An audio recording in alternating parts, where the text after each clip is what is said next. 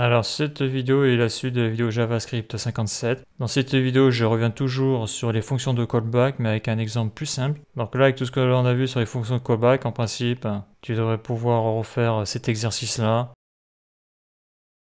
Donc le but c'est quoi? C'est de créer 4 fonctions, addition, soustraction, multiplication et division, donc les calculs sont simples. Créer une fonction principale que j'appelle calculateur, et dans cette fonction principale, donc la fonction calculateur, on va appeler une de ces 4 fonctions secondaires, donc pour faire une addition, soustraction, multiplication et division, qui sont été des fonctions de callback. Donc voilà ce qu'il faut faire. Donc maintenant on va voir comment j'ai résolu ce petit problème. Donc je vais commencer par créer la première fonction, donc la fonction addition, donc la première fonction de callback, donc fonction addition. Donc je vais faire une addition juste avec deux nombres. Donc dans la fonction, on n'aura besoin que de deux paramètres, donc je vais faire le paramètre A et B. Donc au niveau des instructions, la fonction doit retourner une valeur, donc return. Et donc là, une addition, c'est A plus B. Voilà, CTRL S. Donc là, j'ai fait la première fonction. Donc pour le calculateur, c'est pas compliqué, hein. Calculateur, je vais l'appeler fonction calculée. Fonction calculée. Voilà. Donc dans cette fonction, il va falloir mettre 3 paramètres. Donc déjà, à chaque fois, donc addition, soustraction, multiplication, division, on le fera qu'avec deux nombres. Donc déjà, le premier paramètre, ça va être A, B.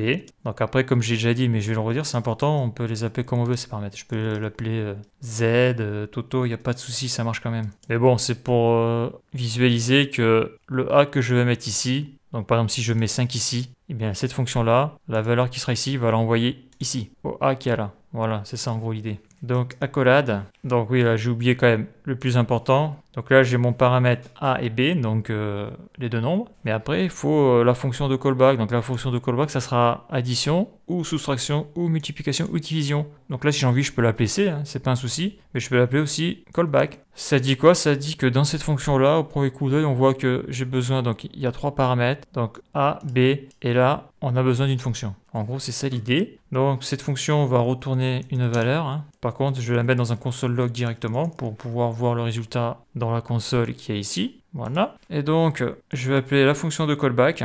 Dans cette fonction, je vais y mettre deux arguments qui seront A et P. D'accord? Là, je crée une fonction. Donc là, je mets des paramètres A, B et donc callback. Et cette fonction va retourner donc une fonction. Sauf que là, c'est les arguments qui y a à l'intérieur. Et donc, quand je vais mettre ici addition, addition va se mettre ici, qui va se mettre là. Et les valeurs qu'il y a ici vont se mettre ici. Et ça va me donner un résultat. Donc si je fais calculer, donc je vais mettre 2 et 5. Donc 2 plus 5, ça fait 7. Et là, j'ai une erreur. Callback is not a function. Voilà, pourquoi? Parce que j'ai oublié le plus important, c'est la fonction de callback. Donc ça montre bien que si on oublie un truc, ça marche pas. Donc là, je vais mettre addition. Voilà, et là j'ai 7. Là, ça marche. Donc là, si je mets 8, 2 plus 8, ça fait 10. Ça marche toujours. Si là, par exemple, je marque X, Y, ça ne marchera plus. Par contre, si ici, je marque X, Y, on voit que ça remarche. Donc c'est pour dire que ces variables-là sont décorrélées de ces variables qu'il y a ici. Et si là, je supprime ça là, et je marque Z,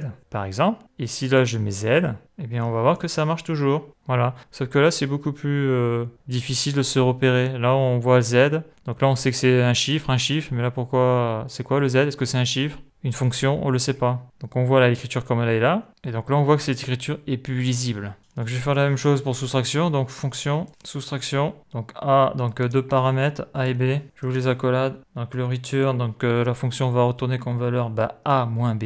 Voilà. CTRL S. Voilà. Donc après, je vais faire, donc j'y suis la fonction multiplication. Donc c'est toujours la même chose, hein. Je mets deux paramètres. Après, je peux en mettre plus si je veux. On peut en mettre jusqu'à, je crois, 255 paramètres. Return, donc A fois B. Donc c'est l'étoile, le multiplier. Et donc après la division, donc function. Donc je vais l'appeler division. Là, il y a une faute, là. Multiplication. Division. Donc là, deux paramètres. A, B. Donc ça return A divisé par B. CTRL S, c'est bon. Donc là, maintenant, je vais tester. Donc là, on a fait 2 plus 8, ça fait 10. Donc si on fait 2 moins 8, soustraction. CTRL S, 2 moins 8, ça fait moins 6. Donc là, je vais mettre multiplication. 2 fois 8, multiplication. 2 fois 8, ça fait 16. Donc on voit tout de suite l'intérêt des callbacks. Hein. C'est qu'on peut appeler dans la fonction principale d'autres, j'ai envie de dire, sous-fonctions, quoi. Et là, on va mettre division. Donc 2 divisé par 8, ça fait 0,25. Si je fais 8 divisé par 2, ça tout le monde sait le faire, ça fait 4. Voilà, donc là on a vu un autre exemple d'utilisation des fonctions de callback. Et là je pense que plus simple en explication, en tout cas au niveau de l'exemple, compréhensible, je pense qu'on ne peut pas faire mieux.